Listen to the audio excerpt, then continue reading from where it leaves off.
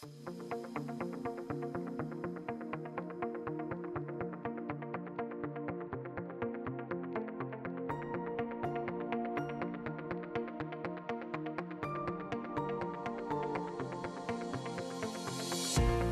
constat, c'est que le département de l'Allier est un département qui, en tant que tel, n'est pas identifié, qui fait partie de ces départements qu'on pourrait un peu considérer comme anonymes, dans le sens où ils sont pas connus, où il n'est pas toujours facile à positionner sur une carte de France géographiquement.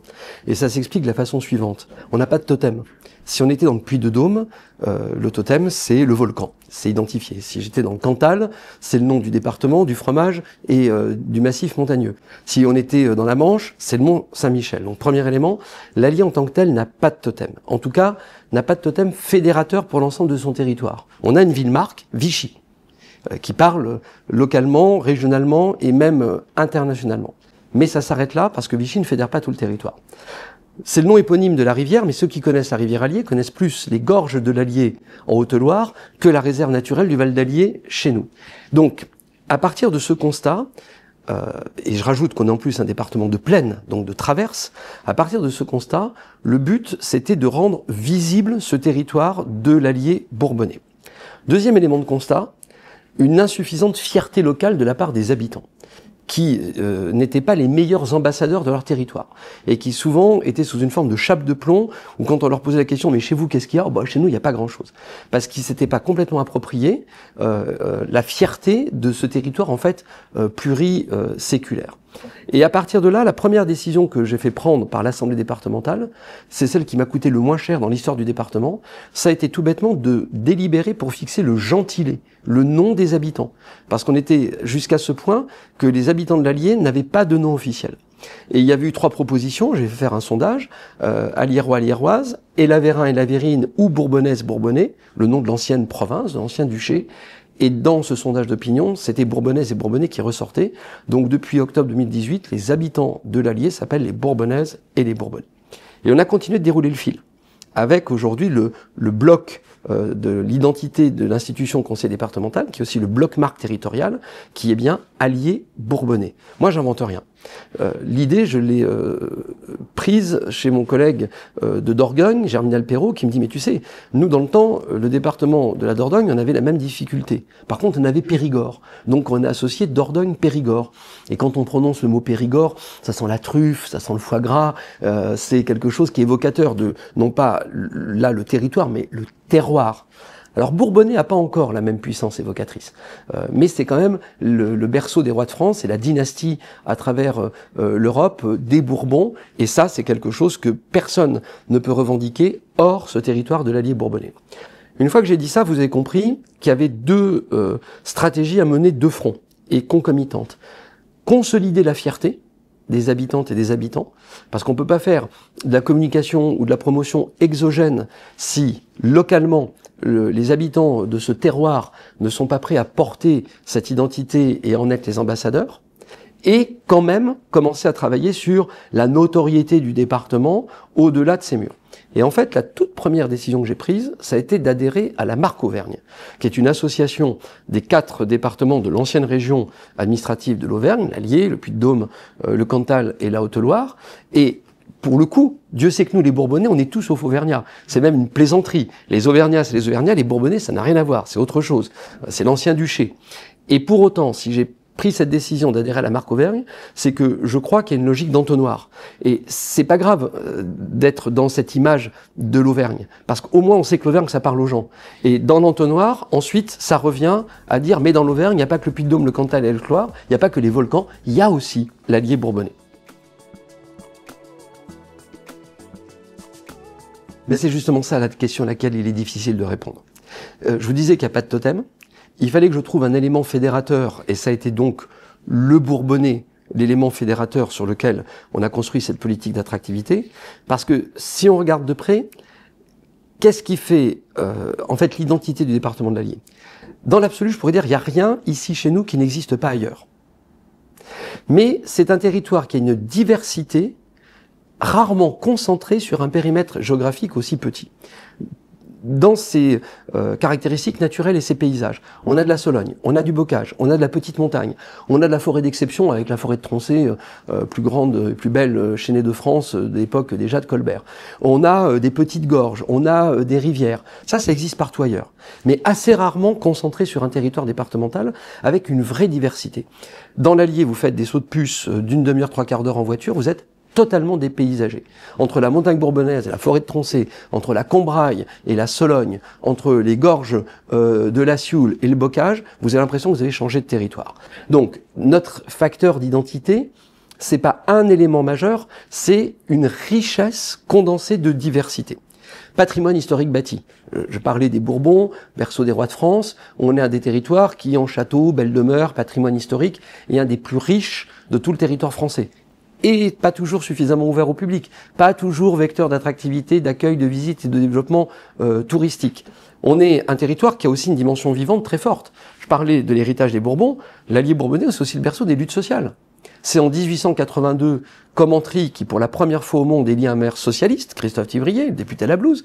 C'est Hubertine Auclair, une des premières suffragettes, comme disait Victor Hugo, qui en plus dans mon canton, née à Saint-Priest-en-Murat, qui revendiquait, on est quand même juste là à une époque où on est très en amont du droit de vote pour les femmes, de l'égalité femmes-hommes, etc. Hubertine Auclair, qui revendiquait la place de la femme comme une citoyenne à part entière.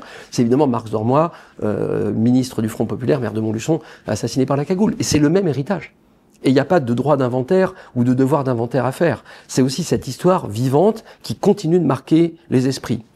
Je vous parlais des patrimoines naturels, paysagers, je vous parlais des patrimoines bâtis, des patrimoines vivants.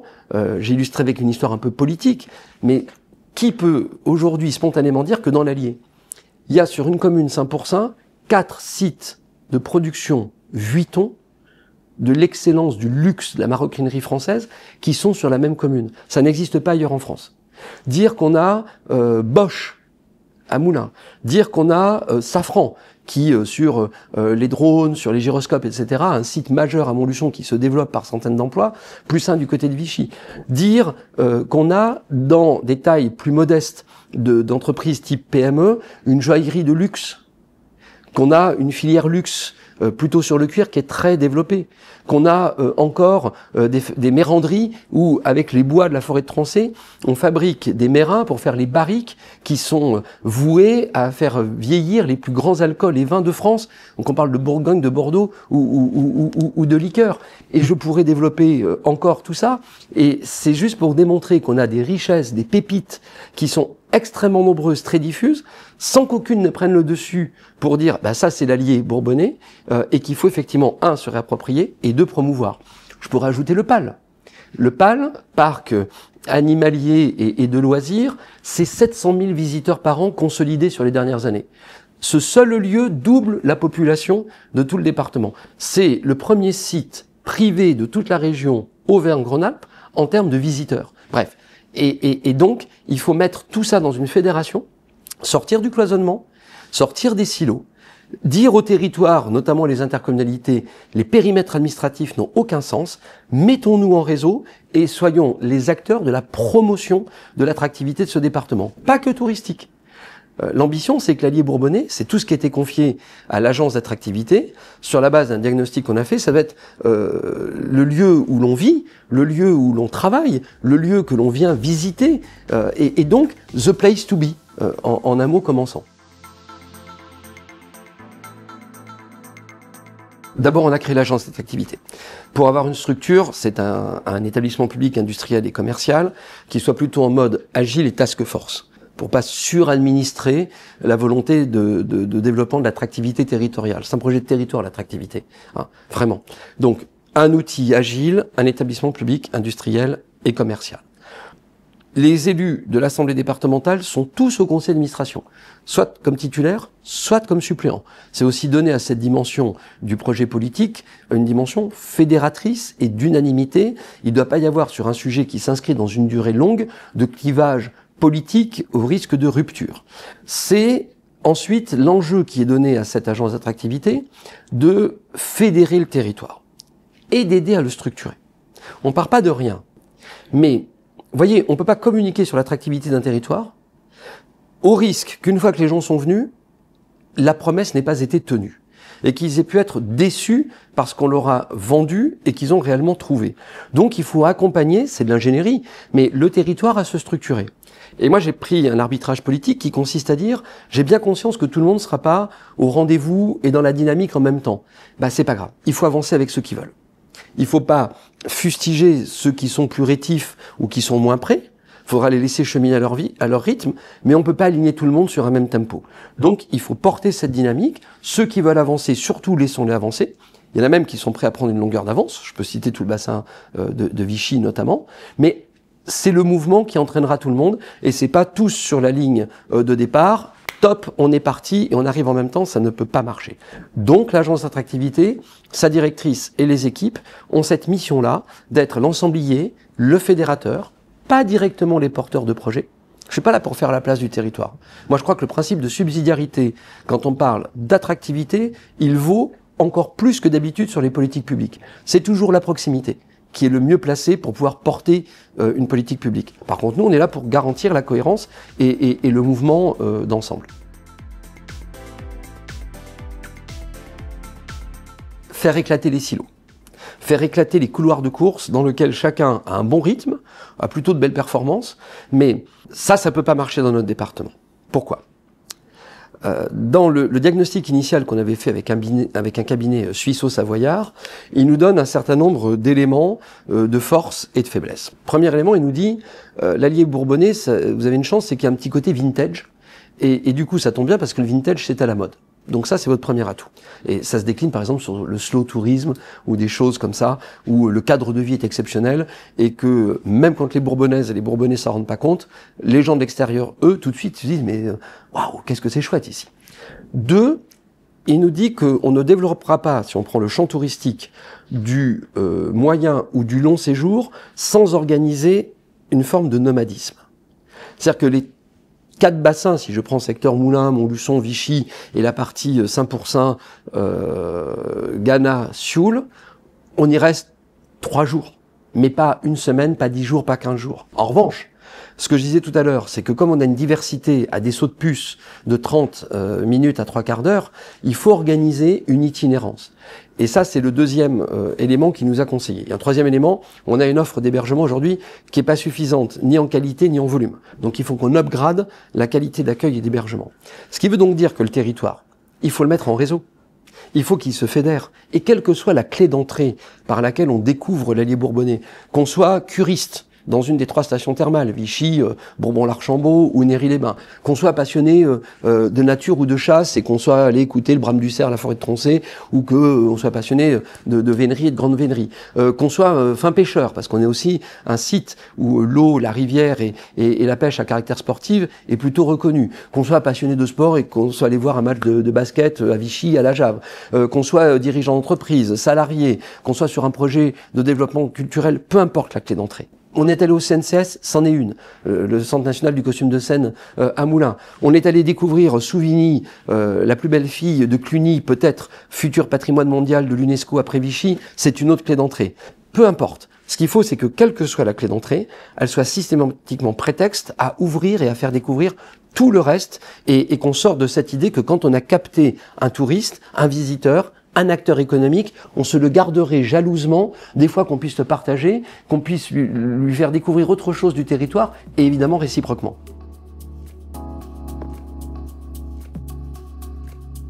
Alors, peut-être, et je voudrais surtout pas paraître pour prétentieux, parce qu'en fait on n'a pas encore le recul, et qu'à la vérité, les critères d'évaluation de ces politiques publiques, ils sont pas si simples, ni à fixer, ni à évaluer. Peut-être que c'est pas tant l'attractivité qu'on aurait mis en place pour recruter des collaborateurs dans leur statut, le régime sanitaire ou autre, que le fait d'avoir ce projet d'attractivité territoriale qui peut effectivement, pour la fonction publique au sens large, aujourd'hui intéresser des collaborateurs à l'occasion d'une opportunité professionnelle. Ce que j'ai vu évoluer, c'est certain, c'est que parfois, au moins au niveau du conseil départemental, quand on cherchait des collaborateurs, je parle même pas de la direction générale, mais même des directeurs, parfois on ne trouvait pas du tout. J'observe que on commence désormais à avoir beaucoup plus de candidatures, que nos prestataires dits chasseurs de tête sont capables de pouvoir hameçonner des candidats qui disent oui ok je veux bien travailler un peu plus l'hypothèse, ce qu'on n'avait pas avant. Alors je n'en ferai pas le résultat d'une politique d'attractivité déjà efficace, mais je pense que le fait que cette politique d'attractivité soit un fil rouge et qu'elle soit identifiée peut motiver des jeunes talents en disant là on voit que le territoire essaie de prendre sa destinée en main et que c'est pas que le conseil départemental, c'est le conseil départemental et tous les terroirs de l'Allier bourbonnais qui ont compris qu'ils partageaient une communauté de destin. Je pense qu'il faut sortir simplement de ce prisme. Il faut juste sortir de ce prisme. On pourrait mettre beaucoup plus de moyens, je suis pas convaincu que les résultats seraient en due proportion. Et c'est peut-être justement parce que on est plutôt parcimonieux dans la dépense publique que ça oblige à beaucoup plus d'innovation, d'astuce, d'ingéniosité. Et que parfois, les moyens budgétaires, je n'ai pas dit qu'ils n'étaient pas nécessaires, mais c'est pas parce qu'on les démultipliera, quand bien même on en aurait le luxe, à volonté, que ce sera la garantie d'une efficacité ou d'une efficience, et il y a une nuance entre les deux, de l'action de la politique publique. L'ingéniosité, l'astuce, je crois, peut nous permettre d'atteindre des résultats de façon aussi performante que de démultiplier des moyens sans fin. À défaut d'avoir beaucoup d'argent disponible, eh bien, je pense que si on se met dans une disposition d'esprit agile, mode projet et d'être ingénieux au sens de l'ingéniosité, on arrivera quand même à apporter des réponses et surtout des résultats. En fait, il ne s'agit pas de trouver des partenaires. Il s'agit de fédérer, de mettre en mouvement l'ensemble de l'écosystème. Quand on parle de marketing territorial, c'est pas marketing qui compte, c'est territorial. C'est déjà être objectif sur la réalité de la richesse du territoire ou du terroir pour ensuite mieux le promouvoir. Mais en fait, c'est du collectif, je vais aller plus loin, c'est de la collégialité. Le sujet, c'est pas qu'il y ait des partenaires de l'agence d'attractivité ou du conseil départemental. Ça n'aurait aucun sens. Le sujet, c'est que ça crée une collégialité et un collectif où tout le monde va avoir son rôle particulier à jouer, mais dans une dynamique d'ensemble. Pour moi, ça serait restrictif de parler de partenariat. Ça serait restrictif. Je dis pas qu'il n'y en a pas formellement sur 2 ou 3 sujets. Parce que partenariat, ça veut dire qu'il y a la collectivité départementale, collectivité territoriale de plein exercice, qui fait les choses et qui porte tout, et qui agrège autour 2 ou 3 acteurs. Non. On parle de marketing territorial. C'est tout le territoire qu'il s'agit de promouvoir et de vendre. C'est pas que le conseil départemental ou que les partenaires. C'est beaucoup plus exigeant, mais aussi beaucoup plus fort que ça, en fait. Il y a 2 difficultés, en fait. Celle que vous pointez, quels sont les bons et les justes critères d'évaluation pour permettre d'évaluer ces politiques. Mais je pense que la seconde difficulté qui pour moi est première, c'est sur quelle période de temps peut-on évaluer et juger ces politiques publiques. Et c'est ça la réalité. C'est que vous pouvez avoir des critères que vous allez plus ou moins bien qualifier, mais peut-être simplement parce qu'à un moment donné, la temporalité n'est pas la bonne pour évaluer. Et à contrario, il ne faut pas non plus se priver de bonnes surprises et d'éléments qu'on n'aurait pas a priori souhaité quantifier, mais qui peuvent survenir et qui sont là comme un résultat qui est néanmoins tangible et démonstrateur d'un succès ou peut-être même d'un échec. Ce qui est certain, c'est que le temps est un temps long. C'est pas le temps d'un mandat de 6 ans. C'est pas un temps politique. C'est un temps long. C'est un temps qui s'inscrit dans une durée peut-être presque d'une génération. Si on veut vraiment se donner un objectif pour avoir parfait une identité, une promotion et une image d'attractivité territoriale. On peut parfois mesurer des résultats à court terme qui dépendent de ce qu'on a fait ou pas. L'attractivité des territoires ruraux post-Covid, on n'était pas pour grand-chose. Encore fallait-il être prêt à accueillir des nouvelles populations, résidences secondaires, télétravail, que sais-je encore. Mais ça s'est fait sans nous. Avec nous, c'était la suite pour fidéliser, c'est la suite pour rebondir et surfer là-dessus. Et donc, quand je vous dis que les critères sont pas faciles à fixer et surtout que la temporalité d'évaluation est encore plus difficile, ce que je veux dire par là, c'est que ça ne veut pas dire qu'il faut se dire que c'est inévaluable. Ça serait une erreur méthodologique. Ça veut dire simplement qu'il faut avoir, 1, de l'humilité et 2, une capacité à se dire acceptons aussi l'imprévu. et soyons ouverts à ce qu'il y ait peut-être des résultats ou des choses qui n'étaient pas forcément des attendus, qu'on n'a pas forcément vu venir, mais qu'on sera capable d'analyser comme étant les conséquences, et j'espère plutôt positives, de cette politique d'attractivité, de ce mouvement collectif et collégial de tout le territoire. Le sujet aujourd'hui, qui est à mon avis le plus important, c'est qu'en fait, quand je parlais tout à l'heure d'un écosystème et d'une collégialité, je vais ouvrir un peu le champ. Quand on est l'Allier bourbonnais, dans la grande région Auvergne-Rhône-Alpes, et c'est une chance, mais qu'on est néanmoins le département au coin du nord-ouest de cette région. Donc en fait, au carrefour de 4 régions administratives. Nos voisins creusois, c'est la Nouvelle-Aquitaine. Nos voisins du Cher, c'est Centre-Val de Loire. Nos voisins de la Nièvre et de la Saône-et-Loire, c'est Bourgogne-Franche-Comté. Et nous, en Auvergne-Rhône-Alpes. Là, ça veut dire qu'on a une exigence qui est très différente. C'est qu'on doit s'affranchir des champs administratifs et étant au carrefour de 4 politiques régionales qui peuvent être différentes, c'est la libre administration de chaque conseil régional, avec des voisins qui eux-mêmes sont dans la même situation géographique que nous, c'est-à-dire les marginaux du périmètre géographique, ça veut dire que là, il faut qu'on soit aussi capable de temps en temps de s'affranchir des problématiques institutionnelles et en mode projet, d'être capable de travailler sur de l'interdépartementalité. J'illustre par exemple, c'est ce qu'on fait avec le Cher, sur le canal de Berry et sur un aménagement de voies douces avec le canal de Berry. Aujourd'hui, avec la résolution de la route Centre-Europe-Atlantique mise en concession dans l'Allier et qui se structure en 2 fois 2 voies du côté de la Saône-et-Loire, c'est sans doute le potentiel de développement qu'on va avoir à renforcer sur cet axe est-ouest, ouest-est, de la Suisse jusqu'à l'Atlantique. Et là, la Saône-et-Loire est évidemment un partenaire important. Je pourrais diffuser et illustrer. Je pense que la question, c'est qu'on peut pas non plus être dans une marque territoriale qui se referme sur elle-même si elle n'est pas aussi ouverte à d'autres marques territoriales ou d'autres identités qui sont tout aussi fortes et stratégiques que la nôtre. Quand vous parlez aux Berrichons, c'est une vraie fierté que d'être Berrichon, comme nous, on est fiers d'être Bourbonnais. Les Bourguignons, c'est encore autre chose, même si ça a été les alliés de la perfide Albion à travers les siècles, c'est pas grave. On leur reconnaîtra quelques qualités au demeurant.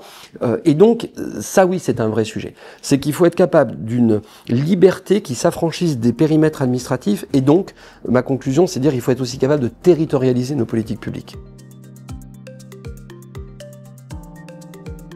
Alors, il y a plusieurs éléments. Le premier élément, il est fondamental. Moi, j'ai toujours, en termes de méthodologie, parce qu'on me l'a appris, considéré qu'il y a 3 questions à laquelle il faut apporter des réponses. Quoi? Pourquoi? Comment? Quoi, on voit bien, c'est l'intention de ce qu'on veut faire. Le pourquoi, c'est la question à laquelle les élus doivent répondre. Le sens des choses, le pourquoi on fait ceci, cela ou qu'on ne le fait pas, c'est le propre du politique que d'apporter la réponse à cette question du pourquoi. Et le comment, c'est des modalités particulières qui peuvent changer. Donc, l'administration, elle doit être dans la construction du quoi et sa déclinaison du comment, mais en respectant l'orientation de fond du pourquoi, du sens. Et trop souvent dans ce pays, un des écueils auxquels on est confronté, c'est qu'on érige les dispositifs au rang de politique publique. On a fait du comment, on agrège ça et on dit voilà la politique que j'ai fait en matière de ci, de ça, etc. C'est pas du tout comme ça que ça marche, en fait. Le comment, ce n'est qu'un outil qui peut changer, qui peut ne plus être d'actualité. Donc ça, c'est la première chose. Comment l'administration rentre dans cette démarche-là? Parce que chacun aura répondu à son rôle, quoi, pourquoi, comment. Deuxième chose, l'administration, elle a une seule exigence, la transversalité, le décloisonnement. L'administration, elle doit s'ouvrir sur elle-même. Parce qu'encore une fois, on parle de marketing territorial, on parle d'attractivité territoriale.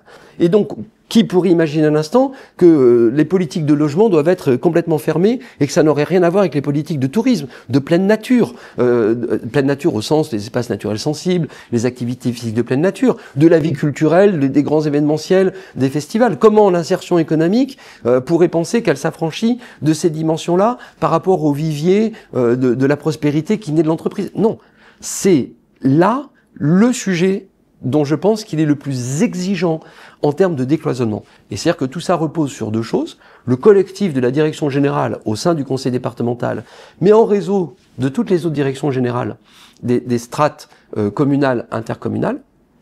et le lien étroit entre l'agence d'attractivité, l'ensemblier mode projet, mais l'ensemble des directions du conseil départemental et des territoires.